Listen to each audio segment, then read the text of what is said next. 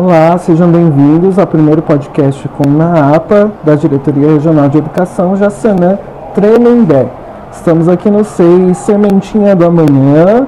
Agradecemos a equipe gestora desse SEI que nos acolheu imensamente aqui, também a mantenedora que nos apoiou nesse projeto. E hoje estamos aqui nesse podcast para falar um pouco sobre prevenção e enfrentamento da violência sexual na educação infantil. Estamos com a convidada especial, a doutora Juliana Fonseca de Oliveira Neri. Daqui a pouco apresentaremos ela.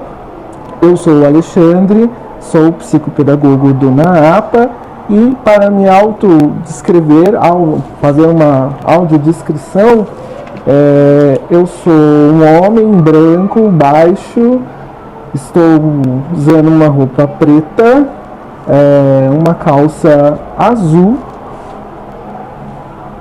e uso óculos. E agora eu vou apresentar a minha colega que está aqui mediando essa mesa também aqui conosco. Né, Cláudia? Bom dia, meu nome é Cláudia, eu também sou psicopedagoga institucional no NAAPA. A minha autodescrição, eu sou uma mulher negra, visto um terno, um blazer preto, uma blusa vinho, cabelos cacheados e uso óculos. E mais uma vez então agradecemos a todos que nos escutam e vamos à apresentação da nossa convidada especial, professora doutora Juliana. A professora doutora Juliana, ela tem doutorado em educação, em currículo pela PUC de São Paulo, na linha de pesquisa de políticas públicas e reformas educacionais e curriculares, com bolsa CNPq.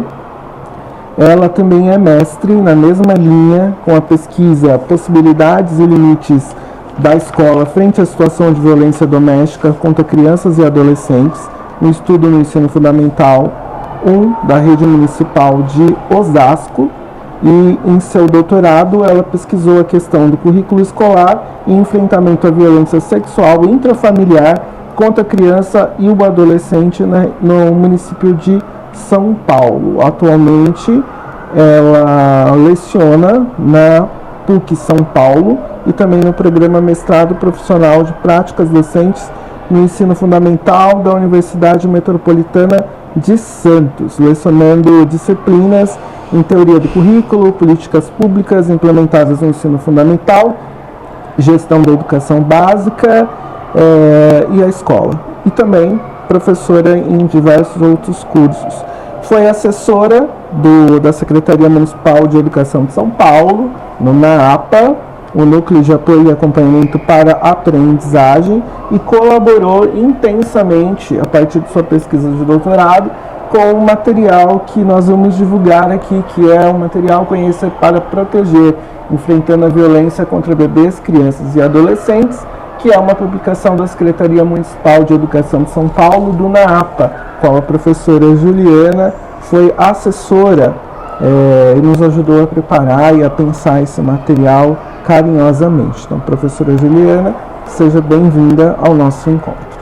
Obrigada. Olá, bom dia para vocês. Bom dia. Na gravação. Também quero agradecer toda a equipe que está mobilizada aqui para a gravação desse videocast, podcast.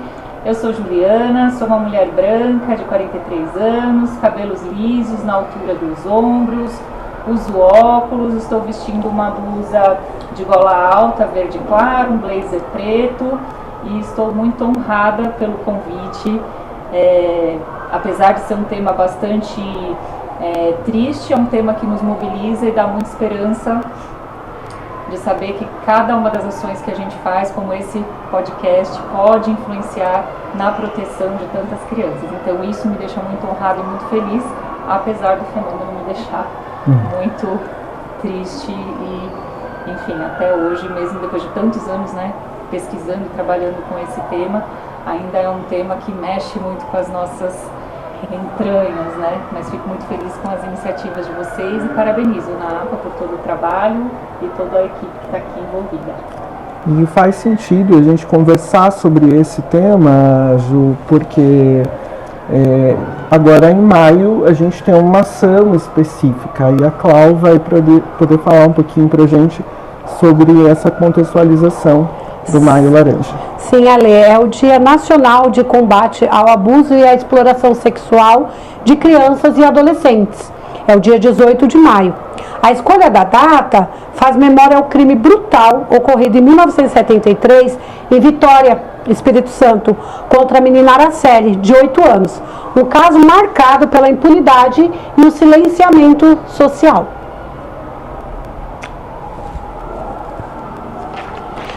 E agora, para dar início, né, nós vamos conversar com a professora Juliana. Professora Juliana, para começar a nossa conversa, a gente gostaria de saber, né, o que te levou a dedicar a esse tema tão importante que é o enfrentamento da violência sexual contra crianças e adolescentes? O tema, na verdade, foi um tema que rondou toda a minha prática como professora desde a primeira vez, quando eu estava estudando magistério ainda lá atrás, nas primeiras idas às escolas para fazer ainda estágio de observação, muito no começo da formação na área da educação. Eu já tive que conviver com situações que eu percebia sinais nas crianças e eu não sabia o que fazer. Depois terminei o magistério, comecei a atuar como professora numa obra social, que era uma obra de uma escola católica que tinha uma obra social, e a gente trabalhava com educação não formal, que hoje é muito parecido com os trabalhos da SPVD, né, como a gente fala na nomenclatura de hoje. E naquela ocasião também várias situações que a gente suspeitava e não sabia o que fazer. Então, quando eu fui para a faculdade de pedagogia, eu também queria essas respostas. O que é que eu faço? A gente está desconfiando. Como é o jeito certo de agir? Como melhor acolher a criança? Porque eu já percebia ali um impacto muito importante no desenvolvimento das crianças, um impacto na socialização e um impacto na aprendizagem. Então, eu percebia todo esse fenômeno acontecendo e a gente não tendo respostas, não tendo formação, nem na graduação, nem... Então aí eu comecei a ir em busca e aí nessa busca também acabei entrando e foi o principal problema de pesquisa no mestrado e no doutorado. Maravilha, Ju. E aí é interessante a gente pensar agora um pouco, né, que a sua pesquisa de doutorado, em especial, ela articulou a questão do currículo escolar, a prevenção da violência sexual. Nós aqui do NAAPA percebemos, principalmente no nosso território, de modo especial, que isso foi chegando na educação infantil e tem chegado de uma forma muito mais expressiva. As crianças ali em torno de 0 a 6 anos, em especial, né, desde o SEI até a EMEI, já vem aparecendo diversos casos que a gente acompanha. Como é que você acha que essa discussão chega até a educação infantil, né? Pensar nessa questão do currículo, pensar na questão da prevenção da violência sexual e como é que isso se articula com a educação infantil? Eu acho que a escola é o principal espaço de proteção. A gente tem dados do Atlas de Violência de 2025, 2024, 2023, quer dizer, os dados mais recentes, mesmo pós-pandemia, eles continuam demonstrando que o principal espaço, assim, no sentido de ser mais volumoso, né, em relação às denúncias de violências contra a criança, é o espaço doméstico, é a casa, né? E aí, sendo esse espaço o espaço onde mais acontece a violência, que é o espaço de socialização primária, a criança precisa de um outro espaço, que é o espaço de socialização secundária, para poder expressar essa violência que ela está sofrendo. Ela às vezes não sabe que o que está acontecendo com ela é uma violência, mas isso acaba aparecendo lá na escola. E a escola de educação infantil, as creches, as EMEIs, são espaços onde a criança demonstra esses sinais, né? Se ela está sendo abusada em casa, é na escola que esses sinais vão aparecer. E a escola tem estado cada vez mais sensibilizada para conhecer sobre esse fenômeno e para saber lidar com essa situação, protegendo a criança. Então, é imprescindível que a escola esteja cada vez melhor formada, cada vez mais sensibilizada para poder reconhecer esses sinais, proteger a criança e quebrar o ciclo, né? Porque é difícil uma situação de violência sexual acontecer uma vez só. É uma situação que acaba se repetindo no ambiente doméstico várias vezes, né? E às vezes as crianças passam por situações que duram anos, né? E aí, se na escola alguém percebe, tem uma intervenção, não uma intervenção porque não é a escola que faz a intervenção, mas a escola faz um encaminhamento, a rede de proteção social faz uma intervenção, a gente está rompendo um ciclo. Então, é imprescindível que a escola tenha essa atuação, tenha esse olhar, porque também a lei, a escola se dedicando a proteger a criança e a cuidar da criança, ela também está cumprindo a sua função primeira, que é a função de ensinar, que é cuidar do desenvolvimento infantil. Se uma criança, na educação infantil, por exemplo, ela está sendo abusada, ela não vai brincar direito, ela não vai se envolver nas atividades, ela não vai ter um bom relacionamento com os colegas, porque a violência impacta em tudo isso, né? Então eu acho que é importante a escola perceber que ela lidar com essa situação de violência, para enfrentar essa situação, é uma forma dela garantir que ela consiga cumprir a sua função social de ensinar, de zelar pelo pleno desenvolvimento, como diz na LDB, né? Porque a criança que sofre a violência geralmente tem esse impacto no seu desenvolvimento. Tá, Ju, pensando nessa escola, né, de educação infantil, que tem um olhar atento para o cuidado e desenvolvimento integral das crianças, quais são os sinais ou comportamentos que devem chamar a atenção das professoras em relação às possíveis situações de violência?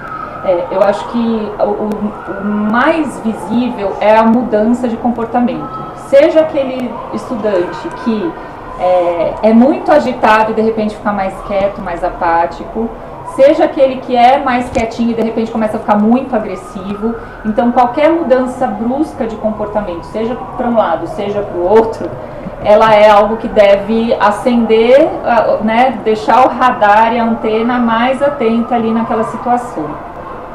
É muito comum que as crianças tenham um interesse exagerado em relação às partes íntimas do corpo do outro. Claro, a gente tem que diferenciar algumas coisas, né? As crianças estão aprendendo sobre o corpo, elas estão conhecendo, estão querendo entender o que é um ser menino, o que é o outro ser menina, por que o corpo dele é diferente do meu.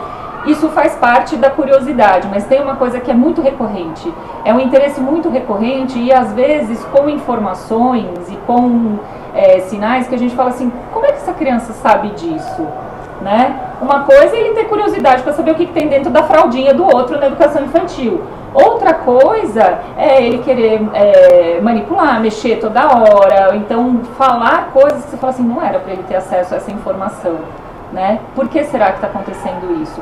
Só aí já é um sinal bem importante de violência que a gente precisa ficar em alerta, né? Sim. E outros sinais, né? Sintomas físicos às vezes, né? Tem crianças que às vezes não tem nenhuma doença, mas tem sempre uma febre, está sempre doente, está sempre doendo. E por que isso acontece, né? Tem alguns estudos que demonstram que as crianças quando ficam... As crianças na verdade não, né? Todos os seres humanos. Quando a gente fica por um longo período em uma situação de estresse, o nosso corpo reage. Então a gente tem um impacto nos nossos hormônios, a gente tem um impacto em todo o funcionamento do nosso organismo. E aí, esses impactos no nosso organismo, eles geram umas consequências que há estudos que falam em impactos neuroimuno, endócrino, oxidativo. O que é isso? Tem um impacto nos neurônios mesmo, em todo o sistema neuronal. Por quê? Porque esse estresse vai produzindo substâncias no corpo e aí os neurônios não funcionam como deveriam funcionar. Então tem um impacto imuno. A imunidade é afetada, então é muito comum que as pessoas que sofreram violências tenham muitas doenças inflamatórias ao longo de toda a vida, porque a imunidade dela também afetou por ter passado um longo período de estresse permanente. Então, quer dizer, essas situações, estou falando dos impactos biológicos, físicos, né? Fora todo o impacto emocional e toda a questão psicológica que é muito afetada. Então, cuidar o mais rápido possível na educação infantil é muito importante, porque a gente está evitando que isso se arraste, que seja quase como um efeito dominó, que vai piorando a situação da criança, vai prejudicando o desenvolvimento dela, vai deixando aquele ambiente na sala de aula na educação infantil, né, mais conturbado, porque é uma criança que vai ficar agressiva do nada. Se você não cuida e não rompe ali, essa situação vai só tendendo a piorar.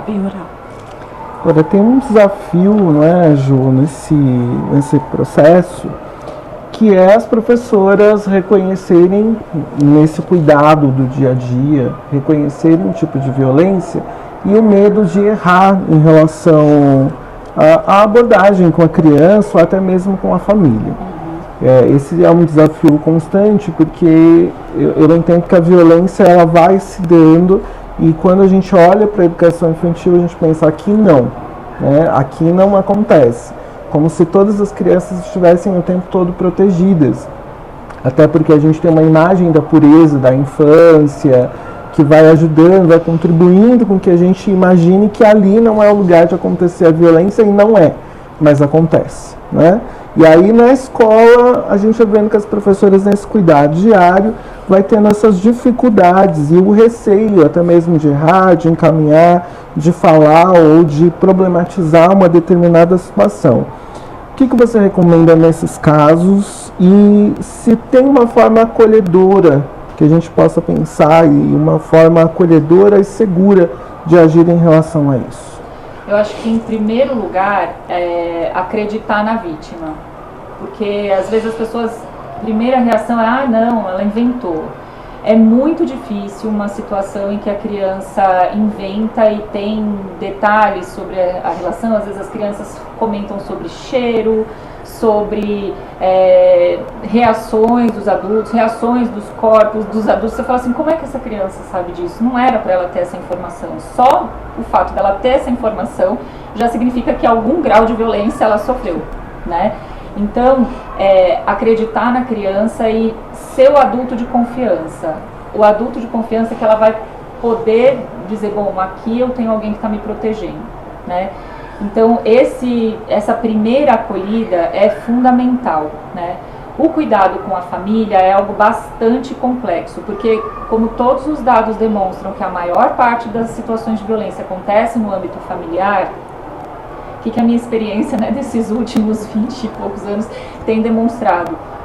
Que em muitas situações, quando a escola chama a família e essa situação de violência aconteceu na família, a família troca a criança de escola, né? Na minha lá em Osasco, eles tiravam da rede municipal de Osasco, matriculavam no município vizinho, então mandava para a tia lá no outro estado, porque aí ninguém mais falava sobre isso e a gente perdia a oportunidade de cuidar dessa criança, tanto para evitar a violência, quanto também para cuidar das consequências da violência. Então, quando a escola, né, o professor lá na educação infantil percebe uma situação, eu acho que imediatamente fazer essa acolhida e dialogar com a gestão da escola para que faça um encaminhamento e o diálogo com o conselho tutelar, para o conselho tutelar poder acionar a rede de proteção, né, e aí ver qual é a situação mais adequada. Agora, de imediato a escola chamar a família, que era uma orientação que a gente tinha, né, em legislações mais antigas, isso é muito complexo e hoje em dia não é mais indicado, né? A legislação atualmente já assegura que a escola faça o diálogo com o conselho tutelar, ou no caso de São Paulo chamem o NAAPA, né? Tem outros municípios que têm outros núcleos também de apoio, para poder fazer o encaminhamento adequado e evitar que a criança continue sendo revitimizada, né? Então, dentro da escola, fazendo todo esse diálogo com a gestão, já é um caminho inicial. E evitar, né, aquela coisa que a gente que é professor sabe, que às vezes a pessoa fica muito afetada, porque a situação de violência mexe com o coração de todo mundo, e aí às vezes a pessoa chega lá na sala dos professores com meia dúzia de colegas e, nossa, e relata o que aconteceu. Isso também não é indicado, porque a gente acaba expondo a criança, e esses outros profissionais que não vão poder ajudar imediatamente a criança naquela situação, acabam olhando a criança diferente, acabam comentando, a criança percebe, né, aí mesmo falando das crianças um pouquinho maiores, percebem que tem mais alguém que sabe o que aconteceu com ela, aí já fica mais retraído, não quer contar mais nada, não quer se expor. Então é importante que o profissional, quando teve a suspeita, que dialogue imediatamente com a gestão da escola, e aí em diálogo com a gestão, se não souber muito bem como encaminhar, a gente tem orientações em São Paulo, né, que apoiam o gestor, que dizem qual é o caminho certo, tem o NAAPA também que pode apoiar, faça esse diálogo e esse encaminhamento. Agora, dentro da escola, evitar ficar com muita gente sabendo. A lógica é assim, alguém vai ajudar a resolver o problema? Se vai ajudar a resolver o problema, eu conto. Então, eu conto para o gestor. Agora, se é um colega meu que vai só me ajudar, aí não, tá? Porque aí a gente evita que a criança também seja exposta, que uma situação que é sigilosa se espalhe, para evitar atrapalhar o cuidado com a vítima. Eu acho que essa é uma dimensão cuidadosa. Sim. Porque a gente não deve compartilhar a violência ou o caso ou a situação que em nada vai contribuir. A gente precisa compartilhar a necessidade do cuidado. E aí eu penso que compartilhar o cuidado é você acionar determinados órgãos e equipamentos da rede protetiva que vai fazer esse trabalho de acompanhamento. E aí sai desse lugar do tabu ou da responsabilização única da família em prover aqueles cuidados naquele momento. E eu acho que você toca num ponto fundamental, Ju. Quando a gente pensa nessa questão do cuidado, como que a gente rompe, né, esse ciclo de violência de forma a não assumir um papel investigativo nesse caso? Porque às vezes as professoras no dia a dia, naquela situação, verificou que há uma suspeita de violência, muitas vezes a gente entra num processo de investigação. Eu tenho que provar se aquilo é verdade ou não, e você diz muito bem claro, a gente tem que acreditar na vítima, é isso. E depois as autoridades competentes é que farão as investigações. Mas antes de a gente entrar para a próxima pergunta, eu queria só que você comentasse um pouquinho sobre isso, porque isso é um dado muito sensível e do cotidiano mesmo, da escola. Eu acho que é compreensível, Ale, do ponto de vista que a gente, quando escolhe a área da educação, a gente quer resolver todos os problemas do mundo. Eu acho que é muito típico nosso aqui, né? Estamos entre professores. E tem uma coisa que também é importante a gente ressaltar: a gente cria vínculo com a criança. É a gente que está olhando no olho dela todo dia e vendo o sofrimento. É a gente que está olhando no olho dela todo dia e está vendo que aquela situação está impactando no desenvolvimento dela.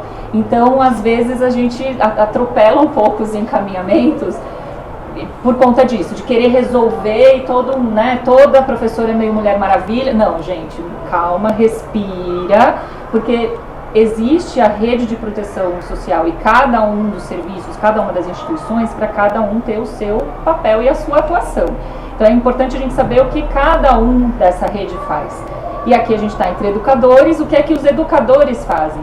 Né? Aí a gente vai lá na LDB, a gente zela pelo pleno desenvolvimento da criança. Essa é a nossa ocupação. A gente não zela pela investigação do caso, pela culpabilização do agressor e tá. Então, tudo que for para o cuidado com a criança, então esse acolhimento, ouvir o que a vítima quer contar, não ficar perguntando, deixar ela falar aquilo que ela se sente à vontade para falar. E aí a escola encaminha a situação para outras instituições da rede de proteção social, que são instituições que vão se dedicar a investigar o crime, a culpabilizar o agressor, e também outras instituições que ajudam no cuidado também com a criança pós-violência, né? Mas aí o que eu acho importante ressaltar, voltando para a escola, é o que a escola pode fazer enquanto instituição que zela pelo pleno desenvolvimento, né?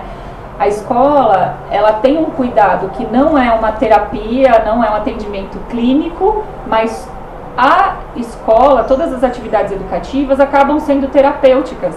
Se são atividades que são desenvolvidas com afeto, se a criança tem oportunidade de cantar, dançar, brincar, estudar, ler, essas outras atividades tiram um pouco o foco da vítima, daquela situação de violência vivida, e demonstram para ela que há vida apesar da violência sofrida. Então, acaba sendo terapêutico sem ser uma terapia, mas aí a escola precisa estar muito conectada, com muito vínculo com os estudantes, para proporcionar uma ambiência que seja uma ambiência de cuidado, uma ambiência de afeto e uma ambiência comprometida com o cuidado e com o desenvolvimento, né? Então, eu acho que nesse sentido a escola já tem um bom espaço de atuação, e as outras instituições vão continuar lidando com essa situação. Eu não vou dizer, Ale, que lá quando eu tinha 17 anos, nessa minha primeira entrada na escola, quando eu tive contato com as primeiras situações, que eu suspeitava, que eu não tinha vontade de descobrir quem era, que eu não, nas situações que eu fiquei sabendo quem era o agressor, que eu também não tive vontade de fazer uma culpabilização, né, enfim. Mas isso atrapalha o encaminhamento, atrapalha o cuidado com a vítima. Por que é importante também dizer isso, que atrapalha o cuidado com a vítima? Porque se o educador, quando fica sabendo de uma denúncia, vamos supor uma situação muito comum que a criança denuncie, sei lá, o pai. O pai cometeu um abuso e a criança denuncia. Se o professor tem uma reação, nossa, esse pai é um monstro, não sei o quê, a criança tem afeto por esse pai também, apesar do abuso vivido. Então, se a escola fica nessa de querer culpabilizar o agressor, falar que ele é um monstro, não sei o que, a criança nunca mais vai contar nada para o professor. E aí a gente perde o principal, que é poder ser o adulto de confiança que vai ajudar a cuidar e proteger a criança. Se essa criança, nessa relação com o abusador, tem uma relação de afeto também implicada, é importante que a gente não fique manifestando as nossas reações, as nossas opiniões, o nosso horror em relação ao abuso.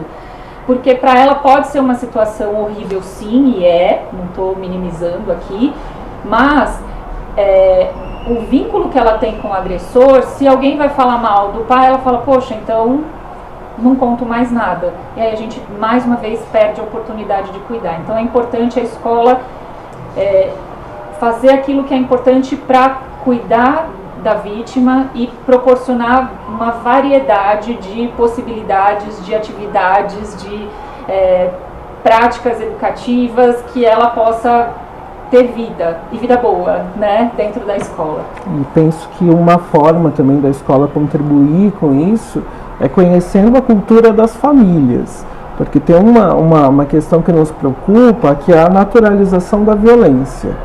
Em determinadas famílias, em contextos familiares, a violência geracional e vai passando, enfim, isso pode também fortalecer certas práticas de violência e que para aquela criança ou naquele contexto familiar aquilo se torna natural. E aí é importante também a escola conhecer como é que se dá essa cultura, como são essas famílias, o que é que está acontecendo ali, para a criança conseguir nomear aquilo que ela está vivendo. A nomeação da violência, penso eu, que seja um desafio constante para qualquer pessoa, imagine para uma criança, né? Nomear o ato de violência ou entender aquilo como um ato de violência. Muitas vezes somos nós, os adultos de referência, que nomeamos a violência para a criança, né? Eu acho que esse é um desafio importante. E aí a gente vai para outra pergunta, né, Cláudia? E aí... Posso só fazer uma colocação? Pode. Você falou uma coisa muito importante, estava até anotando aqui para não deixar de falar. Principalmente as crianças na educação infantil. Elas não têm ainda a maturidade, o discernimento para entender muitas vezes que aquilo que está acontecendo com elas é uma violência. Né? Lidando com essas situações, várias vezes tem adultos que chegam até mim e falam assim, nossa, acontecia isso comigo lá na minha infância e hoje eu sei que isso era uma violência e hoje eu faço a conexão de por que acontece isso, por que eu tenho tal reação quando acontece aquilo, porque a situação de violência vivida, mesmo que não tenha uma relação sexual com, como diz na legislação, né, com conjunção carnal, mesmo que não tenha penetração, né, as crianças que são vítimas de violência, de um adulto que fica olhando ela tomar banho, fica olhando ela se trocar com outro olhar, né, elas também têm um desconforto e isso acaba levando até a vida adulta, né, se ela não cuida, né, dessa situação, desse trauma vivido. E ela não sabe dizer isso, né, e eu vou falar o quê? Ele não me bateu, então não é violência. Ele não me machucou, então não é violência. Mas toda vez que eu tô me trocando, tem um fulano lá que fica me olhando e, sei lá, ou me olhando e mexendo nas partes íntimas, ou pedindo para eu fazer tal coisa. Eles não sabem que é uma violência, né?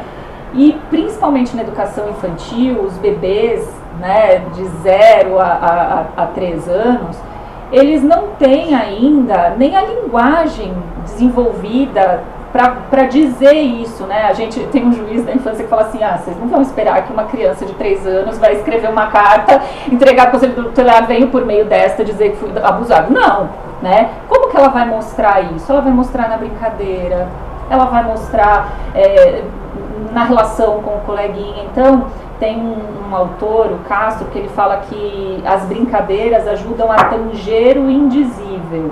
Porque tem situações da violência que são indizíveis para a criança. Ela não consegue dizer, ela não consegue falar, ela não consegue nomear, né? E aí, não conseguindo nomear, aquilo não significa que aquilo não está afetando. Aquilo está lá na cabeça dela, aquilo está perturbando, aquilo está distraindo, aquelas memórias recorrentes daquela situação vivida. Então, vai atrapalhando o desenvolvimento dela. E aí, no momento que ela está lá numa brincadeira, a professora observa uma situação e fala, opa, ali ela está me dizendo alguma coisa. Somos nós, os adultos, educadores, que temos que saber olhar o que ela está dizendo naquela brincadeira, né? Ela está lá no parque, de repente ela começa a ter uns gestos que você fala assim, nossa, esses gestos estão muito repetitivos, né? Ela está sempre fazendo esse gesto que tem uma conotação sexual. Como é que ela tem informação sobre isso, né?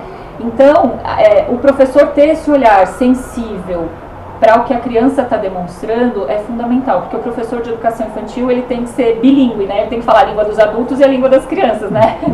E aí nas 100 linguagens, né, como a gente estuda também, as 100 linguagens da produção infantil, também tem as linguagens da expressão infantil, nesse sentido dela expressar aquilo que ela está vivendo. E essa expressão é um pedido de socorro.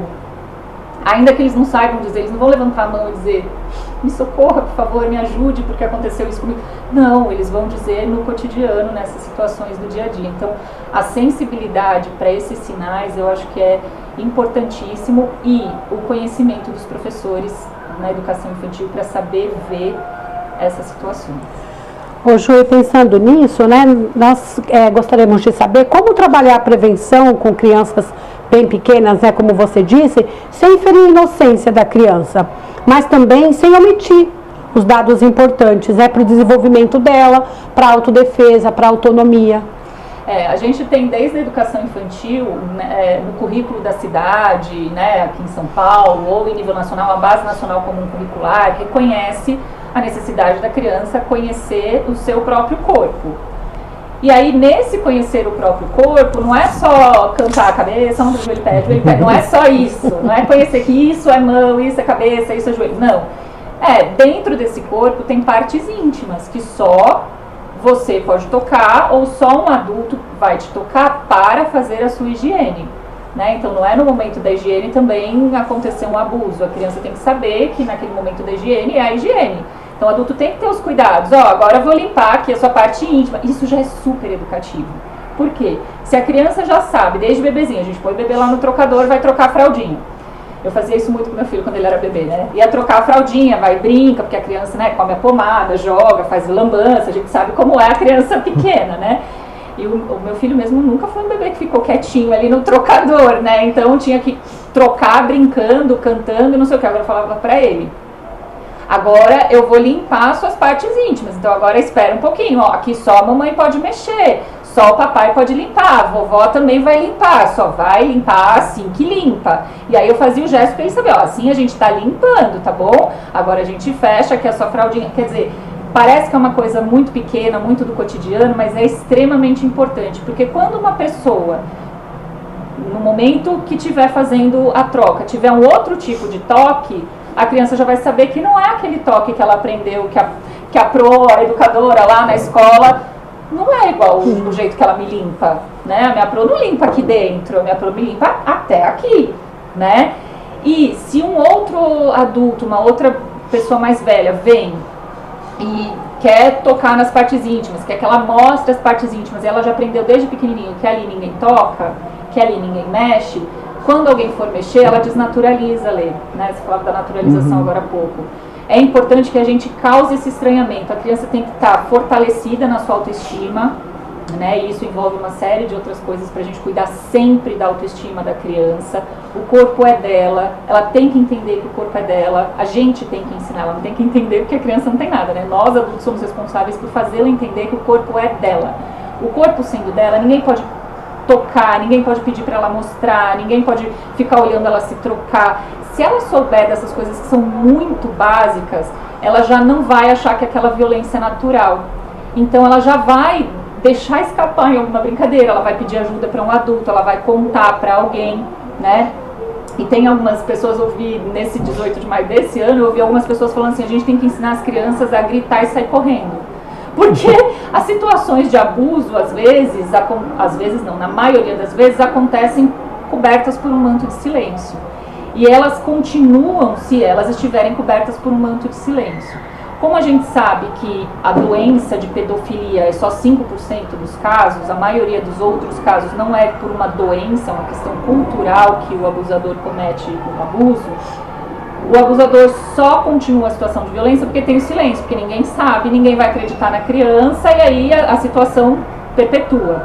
Se a criança estranha, se a criança grita, se a criança fala, se a criança reconhece que aquilo não é natural, é um fator importante para parar essa situação de abuso. Então, mesmo que não seja o gritar e sair correndo, porque às vezes a criança também fica paralisada, ela é estranha, né? Eu tenho amigas que trabalham na clínica que dizem que as crianças chegam no consultório e falam assim, eu não sabia o que estava acontecendo comigo, mas eu achava estranho. Então a gente tem que ensinar na educação infantil as crianças a pedirem ajuda em tudo que ela achar que é estranho, mesmo que ela não saiba nomear, mesmo que ela não saiba reconhecer, né? Porque tem até umas músicas e vídeos de prevenção que falam para a criança que o nosso coração é um radar.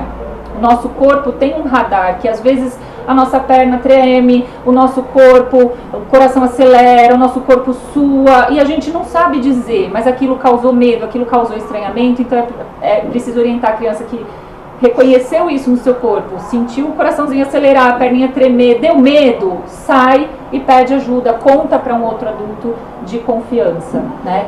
Aí isso já é uma atitude de autoproteção muito importante. Minha orientadora, quando eu estava no doutorado, falava: o que? Você está dizendo que as crianças, os bebês podem se autoproteger? Podem, nesse sentido. Se eles souberem reconhecer o que é uma parte íntima e souberem pedir ajuda toda vez que eles estranharem. Tem uma coisa também que aí é um toque mais para as famílias do que para os educadores, mas como muitos educadores também são pais e mães, né, é importante a gente dizer, aquele hábito horrível que a gente tem aqui no Brasil de falar assim: ah, beija fulano, dá um abraço no fulano, beija seu tio, abraça seu primo. Não, a gente não pode forçar. Se a criança não quer, é muito mais protetivo a gente ensinar a criança, entre aspas, a ser mais mal educadinha, mas se ela não quer dar o beijo, se ela não quer abraçar, não, a gente vai respeitar. Ela não quer beijar, tá? Ela não quer te abraçar, ela quer te dar um tchau de longe, então ela não quer nem te dar o tchau de longe. A gente precisa empoderar as crianças nesse sentido, né? Fortalecer a autoestima e a possibilidade dela dizer não. Aí essa atitude já é um bom caminho para a gente começar a proteger. Ô Ju, e pensando nesta fala, né, dentro do nosso currículo da cidade, a gente tem uma autora que contempla toda essa sua fala, que é a Amy Pickler, né? Que a Amy Pickler foi uma médica húngara que lá no pós-guerra, ela ensinou às crianças esse autocuidado e essa autoproteção através do toque consentido. Então, a gente vai nomeando desde a primeira infância, desde a educação infantil, as partes do corpo. E também nós temos, né, no nosso currículo a matriz dos saberes, que ela vem desde a educação infantil trabalhando o autocuidado, o autoconhecimento, pensando nessas questões de prevenção, que é o cuidado e o toque consentido, né? E quando a gente não tiver esse toque consentido, a gente vai aprender a dizer não. Acho que é isso. E aprender também a respeitar o espaço do outro, né? Porque assim, se na educação infantil a gente aprende o toque consentido, é para os dois lados. Tanto não deixar fazerem comigo aquilo que eu não me sinto à vontade, e eu também não fazer com o outro aquilo que eu sei que não está sendo legal para o outro. Porque se não chega na adolescência, isso muda de cara, né? E aí acaba sendo assim: ah, ela não tá feliz, mas eu vou fazer aqui o top 10 no grupo do WhatsApp da escola de quem tem o bumbum mais assim, o bumbum mais daquele jeito. É um outro tipo de violência que tem a ver com esse consentimento. Se ele percebeu lá na educação infantil que o que não é legal pra mim, não é legal pra ela, não é legal pra ninguém, então eu não vou fazer. Se eu já fortaleço isso na educação infantil, eu evito muitas coisas lá na adolescência também, né? Que vão se agravando, vão mudando de figura, tem a questão das redes, do celular e do cyberbullying, isso vira outra coisa. Se a gente breca essa situação aqui na educação infantil, fala: não, ele não está feliz, então não é brincadeira, né? Então, se não está legal para ele, eu não vou fazer isso com o corpo dele, ele não consentiu. Né? Então acho que é importante a gente também ter esse cuidado pensando lá na frente. Eu acho super importante isso, Ju, e quando você fala disso, eu fico pensando no desenvolvimento da autonomia da criança, mas principalmente no reconhecimento de que o bebê e a criança têm direito à privacidade, têm direito à intimidade, né, ao que lhe é íntimo. A gente vive uma cultura que expõe muito a criança como se ela não fosse absolutamente nada, e expõe o corpo com a foto, enfim, de muitos modos, né? Então isso que você traz é muito importante. Não é natural algumas coisas que acontecem em casa, por exemplo, né? Mas que a criança tenha também o seu direito à intimidade. Na frente de quem ele vai se trocar, na frente de quem ele vai, ou quem vai prover aquele cuidado básico para ele. Eu acho que isso é fundamental, e na escola a gente pode ajudar as crianças de forma muito lúdica também a entender isso, né, a desenvolver atividades para que eles comecem a desenvolver essa capacidade de autorreconhecimento do que é esse corpo, do que é a sua intimidade, do que é a sua individualidade. Isso também é desenvolver autonomia e cuidado. E aí, para a gente continuar, Ju, aqui no nosso podcast, tem algumas outras questões também que a gente pensou. E, por exemplo, uma delas, e você vai trazendo isso, é a questão da formação dos professores. A gente na educação infantil sabe, ou melhor, como educadores que somos, a educação ainda precisa englobar determinados temas na formação dos professores, porque isso ainda está muito distante. O currículo universitário muitas vezes não conversa com o currículo real. O currículo real das escolas, e esse, por exemplo, a violência é um tema que dificilmente aparece na formação dos professores. Então a Clau vai ler aqui para a gente uma pergunta para facilitar essa nossa reflexão. Eu acho que pensando na formação inicial dos professores, Ju, principalmente na questão da educação infantil, pensando no tema da violência, né? Como podemos superar essa questão dentro da rotina, da própria rotina escolar? Sobre a formação, a gente não tem uma disciplina obrigatória nos cursos, na matriz dos cursos de pedagogia, são poucos os cursos que abordam essa situação. Eu sou muito chamada para ir na semana da educação, na semana da pedagogia, né? Agora na PUC estou com uma optativa temática, que aí está sendo todo o semestre, né, para todos os cursos de graduação sobre esse tema. Mas não é algo que está muito presente na formação inicial dos professores no curso de pedagogia. Aí o professor chega com essa situação que é um tabu, socialmente falando, a questão da sexualidade, e aí chega na sala de aula, começa a lidar com essas situações, e às vezes na própria formação continuada ainda não teve esse tempo, né, de ter essas formações, abordar esses assuntos e tal. Então acho que há necessidade, sim, dos cursos de pedagogia incorporarem essa reflexão, porque é um tema tabu, mas é um tema que está muito presente no cotidiano. E se está presente no cotidiano, a gente fala de uma aprendizagem significativa, do estudante aprender algo que ele vá construir conhecimentos que ele possa usar para a sua vida. A gente precisa incorporar isso na formação inicial, lá na graduação, nas licenciaturas. E aí, quando chega na escola, eu acho que é fundamental também as redes e as escolas, né, se preocuparem com essa formação continuada, porque tem especificidades também do território, tem as especificidades do momento, né? Eu falei agora há pouco sobre a questão da violência no ambiente digital. Isso tá um boom, né, de violência no âmbito digital, e era uma coisa que era muito pouco falada ainda quando eu fiz a minha defesa, né, que nem tem tanto tempo assim que eu defendi o doutorado, né, e aí lá no contexto da pesquisa eu falo pouco sobre segurança digital, sobre bullying, cyberbullying, né, por quê? Porque ainda era uma coisa que estava começando, tinha, né, alguns casos, e aí falar sobre isso na formação, eu falei aquele tanto que tinha o peso naquele momento. Hoje, se eu fosse escrever a mesma tese hoje, eu falaria muito mais sobre essa situação da superexposição das crianças, né, da formação, da conta do que está aparecendo no cotidiano. Então, olha, a gente está percebendo aqui que as crianças estão muito vulneráveis a assistir as telas, os videozinhos, sem supervisão dos adultos, e às vezes ali aparece a situação. Ali ela tem contato com informações que não são para a faixa etária dela, né? Então os professores precisam estar formados também para saber lidar com essa situação, formar as famílias, né? Então essa questão da formação é super importante, né? Então assim, por isso que eu sou super fã do trabalho do NAAPA, porque vocês também atuam nessa frente de lidar e de dialogar com as escolas para ter essa formação, para ajudar a conhecer melhor sobre o fenômeno, né? Não à toa o nosso livro se chama Conhecer para Proteger, né?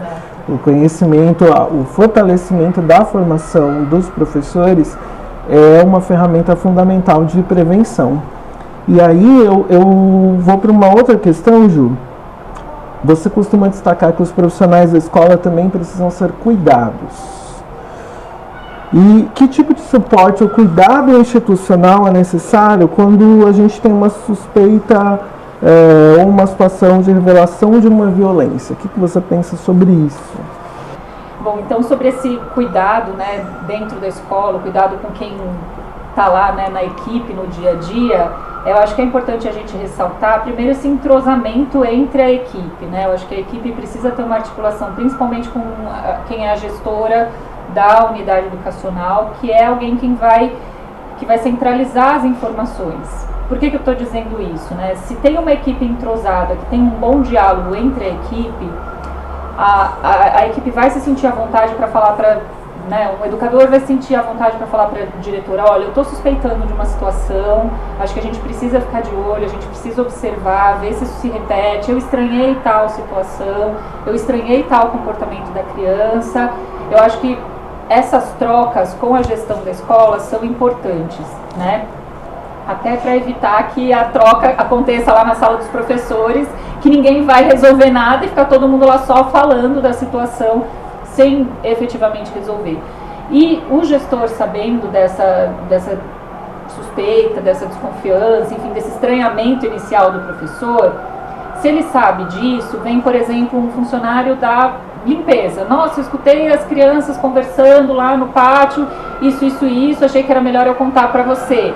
Né? Então, o gestor já ouviu, bom, escutou sobre a mesma criança no banheiro, escutou sobre a criança lá na sala de aula, o outro viu lá no parque, quer dizer, são muitas pessoas que estão, e aí eu acho que o registro é importante, né? O gestor também ir registrando tudo isso, o professor registrando tudo isso, porque na hora de fazer o encaminhamento, são vários olhares dentro da mesma escola, dentro da mesma instituição, para ajudar no encaminhamento, né? Para isso, então, precisa ter a equipe entrosada, um bom diálogo, uma confiança entre a equipe, né? E não uma fala assim de, também você vê problema em tudo, não, né? Se tem fumaça, pode ser que tenha fogo, né? Então acho que a gente precisa estar atento a isso. E também uma outra situação que a gente precisa destacar aqui, que a gente fala do cuidado com os trabalhadores, né, da escola, que é importante, porque não é uma situação fácil, às vezes o próprio trabalhador teve a sua história de abusos, de dificuldade na infância, é muito sofrido, então esse trabalhador também precisa ser acolhido e cuidado. E é algo importante para pensar essa ambiência. Mas uma outra questão que é importante destacar é quando, às vezes, na escola estranham o comportamento de uma outra pessoa que devia estar cuidando e, de repente, não está tendo uma relação tão de cuidado assim com a criança, ou então a escola está suspeitando de um comportamento de um dos trabalhadores ali. Eu acho que é importante a gente ficar atento que o nosso cuidado, a nossa prioridade é a criança. Se tem um trabalhador que está tendo uma postura que não é adequada em relação à criança, esse trabalhador precisa ser orientado, né? Se tem uma suspeita de violência dentro da escola, o gestor também precisa tomar uma atitude em relação a isso, né? Por quê? Porque na escola o nosso foco principal, a centralidade de toda a nossa ação é a criança. E a criança, principalmente na educação infantil, ela não vai saber falar, como a gente falou agora há pouco, ela não vai saber, né, revelar. Então, se a gente tem uma suspeita, o adulto é quem tem que tomar uma atitude protetiva, né?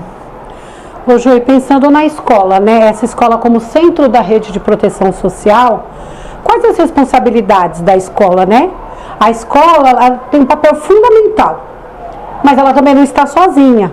Como que funciona na prática o trabalho da rede de proteção E o que a professora de educação infantil precisa saber sobre isso? Eu acho que primeira coisa, né, falando do papel da escola na rede, é que nenhuma instituição dá conta de enfrentar a violência sozinha. Né?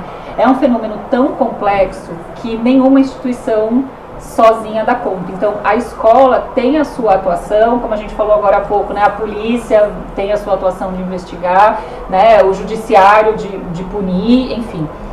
Na escola, o foco é o desenvolvimento. Então, a escola precisa olhar para essa situação e agir para que não tenha impacto no desenvolvimento. Se já teve impacto no desenvolvimento, a gente zelar para que a criança consiga retomar um pouco aquilo que eles às vezes pedem até no consultório. Né? Minhas amigas que trabalham em consultório dizem que tem muitas crianças que fazem um relato parecido. Eles falam assim, eu só queria voltar a ter minha vida normal. Eu não queria nunca mais lembrar disso. Então, esse cuidado com a criança é fundamental. E esse cuidado com a criança, às vezes, implica eu não dialogar com a família, né? Então, a escola saber encaminhar com o conselho tutelar, saber articular com os outros serviços da rede de proteção e evitar ao máximo, como diz na Instrução Normativa de São Paulo, não chamar a família imediatamente, porque às vezes é lá que está acontecendo a situação de violência. Então, acho que isso é importantíssimo a gente saber como encaminhamento. Então, assim, professor, funcionário suspeitou, dialoga dentro da escola com o gestor. Esse é o primeiro passo. O gestor é quem vai centralizar essa informação. É uma suspeita, eu já posso dialogar com o conselho tutelar, porque essa criança pode estar em risco, ela pode estar sendo abusada, ela está em sofrimento, preciso chamar quem é o zelador social, é o conselheiro tutelar. Então eu chamo o conselho tutelar para compor esse cuidado com a criança. E aí, dentro da escola, continuar o trabalho com a criança, entre aspas, como se nada tivesse acontecido, para que ela tenha a vida normal dela na escola, que é o que ela mais deseja, né? E a escola continuar cuidando para essa ambiência estar agradável, cuidadosa, né? Para ela se sentir bem de novo. Deixar ela ser criança. Exato. Ser estudante, ser criança. A violência não define a pessoa, né? Ela é uma parte daquilo que ela viveu, mas não vai a definir completamente e todo o recorte da vida dela vai ser aquele momento da violência. A gente precisa também criar oportunidades de deixar o bebê, a criança, de ser aquilo que ele precisa ser, com todos os cuidados necessários. E aí, Ju, a gente entra numa questão que é sempre complexa, porque eu vou entendendo que cada caso é um caso, né? Todos os casos de violência que a gente atende, todos os casos de violência que a gente articula, a gente sempre estuda todas as complexidades e as facetas daquele determinado caso, todas as possibilidades que serão e que virão a acontecer a partir daquilo. Por isso que eu tenho um pouco de receio, né, para a gente pensar em receitas muito prontas do que fazer, por exemplo, em uma determinada situação. Claro que existem alguns protocolos que são fundamentais, e aí eu gostaria que você falasse para a gente um pouquinho sobre esses protocolos na prática e, resumidamente, o que fazer. O que é básico a gente fazer, tendo em vista que cada caso é um caso e a complexidade ela está aí. Mas o que é necessário como básico a gente promover quando na escola se tem essa suspeita de violência sexual? Os protocolos, eles são importantes porque eles dão segurança para a escola poder agir, né? Então, quando tem um protocolo, tem uma orientação, tem uma instrução normativa, como tem em São Paulo, o professor se sente mais seguro legalmente falando, né? A gente tinha uma normativa anterior em São Paulo, antes da minha pesquisa, antes da assessoria, antes do trabalho do NAAPA, que era algo que os professores diziam que não dava toda a segurança que eles precisavam para encaminhar o caso. Então, eles ficavam muito inseguros para poder cuidar da criança, encaminhar o caso para o conselho tutelar. Quando tem a instrução normativa aqui em São Paulo, quando tem toda essa orientação, né, que tem no Conhecer para Proteger, a gente sabe que os professores têm um pouco mais de segurança para atuar. Então, é imprescindível conhecer essas instruções normativas e fazer valer. Olha, a instrução normativa orienta que a gente faça o seguinte encaminhamento, né? Então, dentro da escola, suspeitou, dialoga com o gestor encaminha para o conselho tutelar, né?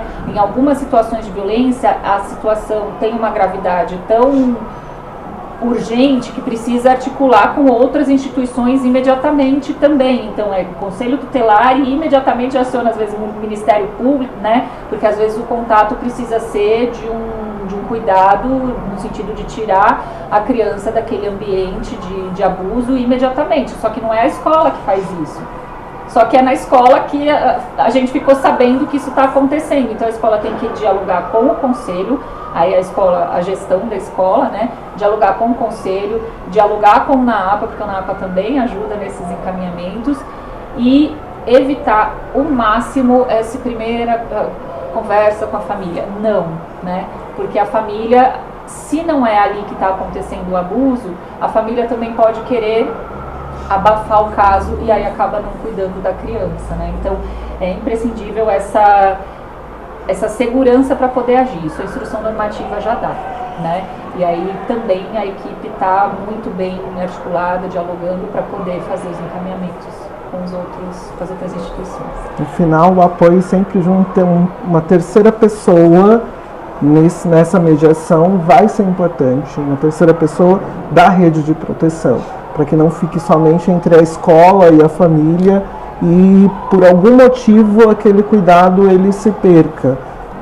Então isso que você traz realmente é muito importante, né? Envolver a unidade básica de saúde, o NPV, os núcleos de proteção à violência dentro das UBSs, a equipe do NAAPA, são pessoas que podem ajudar a gente a tirar essa relação muito exclusiva e que talvez possa despromover um cuidado para o bebê e para a criança. É isso, né, Ale? Assim, a gente fala de rede de proteção.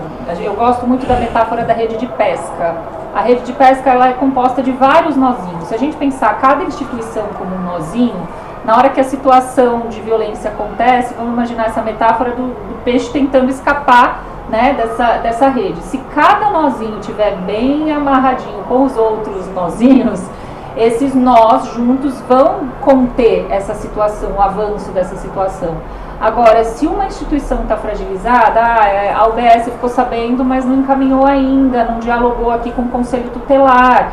Mas olha, já são 2 instituições que tiveram uma suspeita, então essa criança precisa ser cuidada, né? Então, precisa sim desse diálogo com a UBS, como você falou, com os outros serviços, porque por mais manto de silêncio que tenha a situação de violência, se um profissional da saúde, tem muitos textos, muitos artigos na área de enfermagem, né, que tratam dessa situação da prevenção de violência. Então, se a saúde estiver de olho, o conselho tutelar estiver de olho, a escola estiver de olho, são aqueles que estão mais perto ali, né? A equipe de saúde da família, né, eles são muito protetivos, então precisa estar muito bem articulado, né? E aí cada uma dessas instituições fazendo o seu trabalho em diálogo com o outro, né, com o nozinho amarrado com as outras instituições, a gente potencializa muito a proteção, a contenção da situação de violência, para ela parar por ali.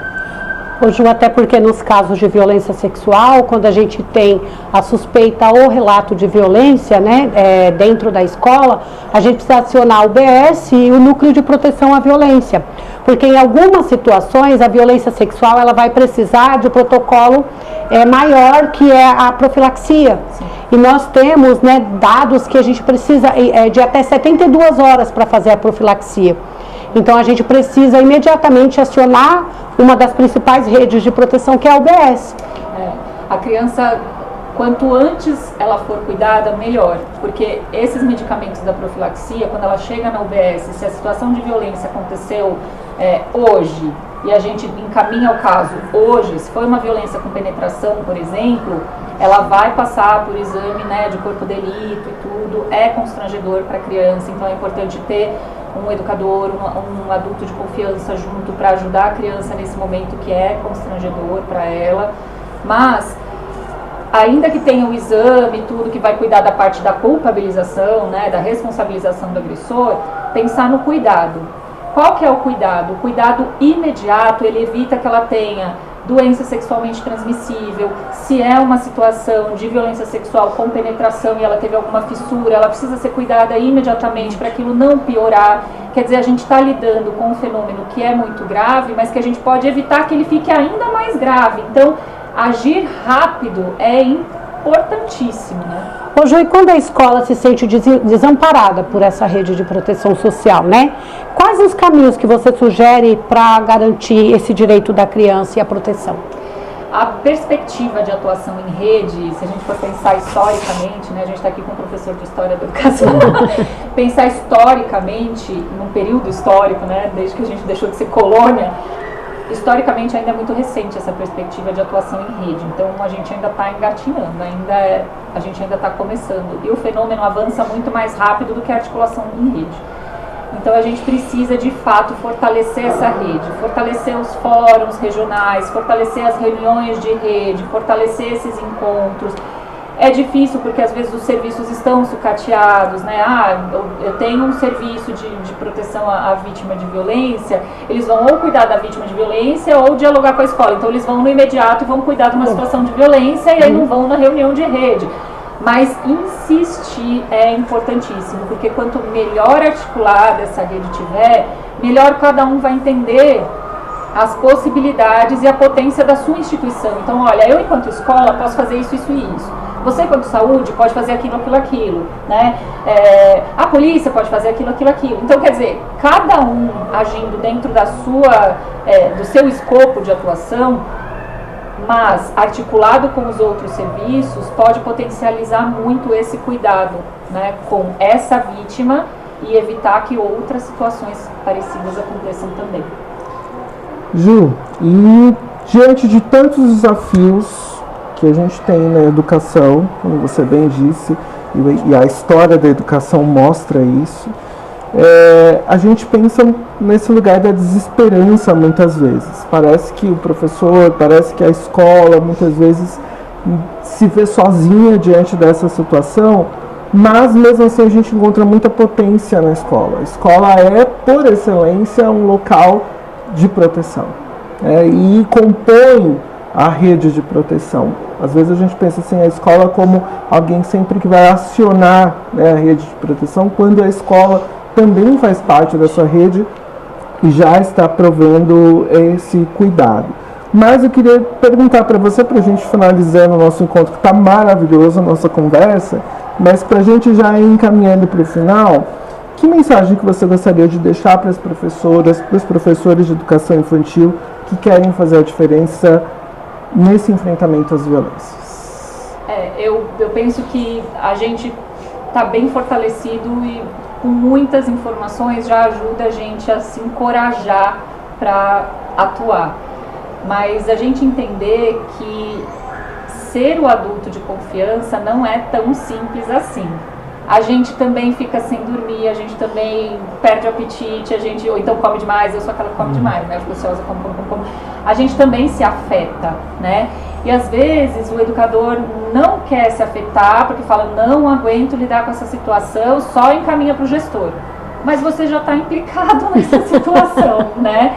E, querendo ou não, quem é o adulto dessa relação, né? É o professor ou é a criança da educação infantil? O adulto é aquele que tem que estar mais fortalecido. Então é importante que a gente se cuide, se informe, mas também tenha em mente que eu posso fazer a diferença não naquele momento da vida da criança, mas aquela ação que eu tiver protetiva naquele momento vai influenciar a vida dela como um todo e a vida dos outros da sala também, da turma, da escola, como um todo.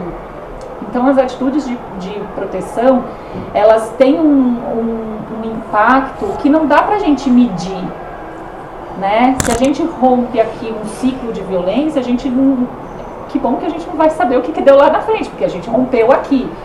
Mas eu lembro muito, quando você estava fazendo a pergunta, eu lembrei muito da pergunta que o professor Alípio Casali fez na minha banca, né? Porque eu quando saí do trabalho para ser bolsista e fazer só a pesquisa, né? Ele falou assim, valeu a pena? Aí eu, naquele momento na banca, não esperava aquela pergunta. Eu falei, olha, se todo esse trabalho, ter saído do trabalho, ter ido para fazer a pesquisa, as formações e tal, tivesse prevenido a violência para uma criança, já teria valido a pena. mas na pesquisa, na atuação de vocês na atuação de cada professor, a gente vê que não é uma criança que a gente está protegendo.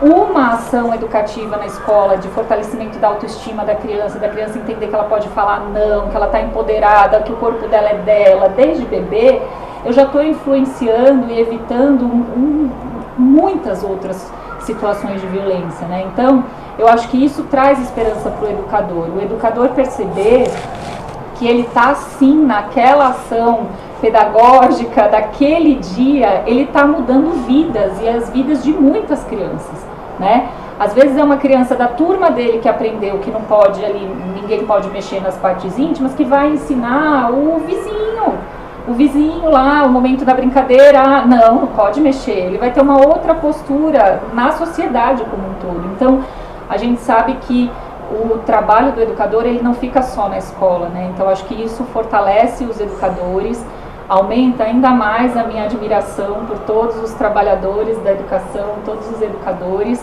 porque o nosso trabalho faz sim a diferença na vida das crianças. Ô Ju, a gente queria saber, né, já queria te agradecer imensamente a sua presença, mas também a gente gostaria de saber se tem algo a acrescentar para você deixar, especialmente pensando nesses professores que atuam nas infâncias, nessa primeira infância, e se tem alguma coisa que você gostaria de considerar que nós não falamos, né? Eu acho que ter esse olhar pedagógico, né, a ação pedagógica é muito importante para a criança ter vida e vida boa, como eu falei, né? A criança poder ser criança, a criança poder brincar, a criança poder se sujar, ter 1000 experiências diferentes, né, na educação infantil, e essas experiências é que vão, né, moldando, né, modelando quem ela vai ser lá no futuro e vão empoderando a criança também, né? Então, a gente ter esse olhar pedagógico, parece, alguns educadores acham que é tão pouco, né? Às vezes tem mídia, todo mundo, né, falando mal do trabalho da escola, mal do trabalho do professor, um sucateamento, a gente não quer isso. A gente quer que os professores reconheçam a importância e a relevância política do seu fazer. Eu estou mudando o mundo aqui, estou sim, né? Parece que não, mas eu estou sim, com a minha ação aqui na escola, vendo a criança com esse olhar sensível, sendo esse adulto de confiança, sendo esse adulto comprometido com esse desenvolvimento pleno, eu estou fazendo a diferença. Então, eu acho que os educadores precisam reconhecer essa politicidade do seu fazer. Eu estou mudando aqui, né, no miúdo, no micro da minha escola, da minha sala de aula, com esse sujeito, mas a partir daqui eu também estou tendo uma intervenção no mundo, né? Então acho que isso enche a gente de esperança e fortalece o trabalho dos professores. Acho que essa é a mensagem que eu gostaria de deixar. Educação sempre como lugar de esperançar, como diria Paulo Freire. Exato. E para quem quer se aprofundar nesse tema, que materiais, leituras ou iniciativas você recomendaria? Tem uma autora que eu gosto muito, que é a Caroline Arcari Meyer, que fez o mestrado dela na Unesp, e ela desenvolveu a coleção Pipo e Fifi, que é assim de um rigor metodológico para a produção, né? Tem o Pipo e Fifi para bebês, o Pipo e Fifi para crianças maiores ali do fundamental, que tem uma linguagem muito interessante, tem os guias para pais, enfim. Ela é uma das autoras que eu já indicava desde a época que eu estava fazendo a pesquisa, mas de lá para cá tem muitos outros materiais, né? O grupo do LAPREV da Federal de São Carlos também tem várias publicações sobre literatura infantil, então a Tartaruga Tartanina, tem muitos materiais hoje em dia de literatura infantil que ajudam a abordar essas situações, né, com uma linguagem acessível para a criança da educação infantil, apropriada para ela entender o que é o toque do sim, o toque do não, como pedir ajuda. Tem os vídeos, né, da campanha Faça Bonito, da campanha Defenda-se, tem muitos materiais que são interessantes e a gente pode fazer buscas de músicas, né, da pesquisa para cá. Eu vejo uma infinidade de materiais aumentando, todo 18 de maio a gente tem divulgação de novos materiais, então tudo que a escola puder compartilhar entre os educadores em relação a músicas, que são músicas que explicam a proteção, a literatura infantil, os vídeos, né, a professora Lúcia Williams, que foi coordenadora do LAPREV, né, Laboratório de Prevenção de Violências da Universidade Federal de São Carlos, ela escreveu vários artigos falando sobre isso. A criança precisa ter repertório. Se ela tiver repertório para saber como fazer, ela vai saber se proteger. Então, os vídeos ajudam muito a criança a ter aquele modelo de, então é assim que a gente pode fazer para escapar de uma situação de violência, porque às vezes só falando fica a cabecinha da criança divaga, mas se ela tiver um vídeo, um teatro, essas vivências corporais, né, ela tiver esse modelo, vamos dizer assim, de como se comportar nessas situações, isso também tem um potencial protetivo muito grande. Então, professores, compartilhem tudo que puderem e a gente também compartilhar todos os materiais que a gente puder em relação a isso. Ju, sobre a prevenção e enfrentamento às violências na escola, você acha que esse processo pode contribuir no processo ensino-aprendizagem das crianças bem pequenas e dos estudantes? Eu acho que sim, não tenho certeza que sim, né? A gente tem estudos que demonstram que a criança, na maioria das vezes, quando ela passa por uma situação de violência, isso tem impacto no desempenho acadêmico dela, né? Então, a criança que sofre violência, ela vai ter mais dificuldade de aprendizagem. Por que isso? Porque o nosso sistema límbico, né, o nosso sistema emocional, ele funciona nas mesmas estruturas neurológicas, cerebrais, que o nosso sistema de memória.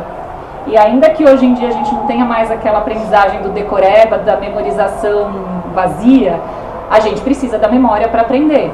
Então, se uma criança sofre violência e ela está com as suas emoções abaladas, ela está com aquelas memórias recorrentes, ela está abalada com aquela situação, ela não consegue, como a gente disse há pouco, né, ela não consegue verbalizar, ela não consegue saber dizer, ela não consegue expressar, isso fica ali atrapalhando. Como é que ela vai aprender? Ela não vai conseguir ter o mesmo desempenho. Então, desde o começo da pesquisa, isso também foi algo que me chamou a atenção, né? A criança que sofre violência, geralmente ela tem impacto na sua aprendizagem e a gente tem vários estudos hoje que demonstram isso. Uma coisa mais empírica, né? Todo o período que eu fiquei na educação básica como PRO, né, da educação infantil, do fundamental, na coordenação pedagógica na educação infantil, e vários casos de violência sexual que eu acompanhei, que eu ajudei também a denunciar e tal, todas essas situações as crianças tinham dificuldade de aprendizagem. Só teve uma única aluna que eu tive nessa instituição de educação não formal que ela dizia que ela tinha que ir muito bem para nunca mais depender do abusador. Então ela teve uma fala dessa e isso ajudou no encaminhamento, porque ela tinha ido mal numa prova, ficou muito abalada e foi aí que eu percebi, porque eu também não percebia esse sinal, né? E aí ela falou, olha, eu tenho que ir muito bem na escola, porque eu tenho que crescer, ter um bom trabalho, porque eu não posso mais depender dele. E aí ela começou a contar todas as situações, eu não posso depender dele por causa disso, e aí ela revelou a situação. Mas foi o único caso. Todos os outros casos eram casos que as crianças não tinham essa força para verbalizar. Então era ali, na hora que ela tinha que fazer, né, os maiorzinhos, né, tá lá na divisão com 2 algarismos na chave, que você tem muitos processos mentais para fazer. Você tem que lembrar quanto que multiplica por quanto, que vai dar tanto, que tanto. Você tem que fazer a conta inversa. Como que ele vai ter concentração suficiente para pensar tudo isso, se no meio que ele está fazendo aquilo lá, ele fica lembrando da situação de violência vivida? Ou então dá aquele aperto no coração, então ele sua frio porque ele lembra. Não dá, não tem como uma criança não se afetar. E isso acaba impactando sim nas aprendizagens. E é algo difícil da gente medir. Mas toda a literatura nacional e internacional que eu li na época da pesquisa, que eu continuo pesquisando, a maioria das vezes fala desse impacto, inclusive nas aprendizagens. Então, o trabalho do NAPA é fundamental nesse sentido, para apoiar as escolas, o trabalho das escolas de prevenção, de encaminhamento das situações o mais rápido possível é imprescindível, porque senão isso afeta a criança, a sociedade como um todo, como a gente falou agora há pouco, e também a função primeira da escola, porque a escola não vai conseguir que a criança aprenda, que a criança construa conhecimentos significativos se ela tiver com todas essas interferências atrapalhando no desenvolvimento dela, tá? Então acho que é fundamental a gente atuar. Ju, nós do Núcleo de Apoio e Acompanhamento para a Aprendizagem do NAAPA, da Adri Jassana Tremembé, agradecemos muito a sua participação. A gente espera que esse encontro, essa conversa, possa chegar a muitos lugares. Essa foi a iniciativa do podcast e que você abraçou tranquilamente essa missão aqui conosco, de trazer essa temática, de discutir esse tema tão importante para as nossas escolas. Isso vai impactar, de certa forma, e de muitas formas mesmo, a educação dos nossos bebês e crianças da Rede Municipal de São Paulo. Agradecemos pela sua disponibilidade, pelo seu tempo, por trazer tanto conhecimento aqui para compartilhar conosco. Muito obrigado. Obrigada, Ju. Eu é que agradeço, é um prazer e contem comigo, né? E a gente também conta com quem está assistindo e vendo para se engajar nessa luta e nesse enfrentamento às situações de violência, visando sim as aprendizagens e todos os impactos que a gente percebe que a gente pode enfrentar e evitar outros problemas maiores. Então, agradeço também. Obrigada. Muito obrigada. Esse foi o nosso primeiro podcast com o NAAPA, com o tema Prevenção e Enfrentamento da Violência Sexual na Educação Infantil. Tivemos como convidada especial a professora doutora Juliana Fonseca de Oliveira Neri. Espero que vocês gostem, curtam, compartilhem na rede social. Um abraço a todos.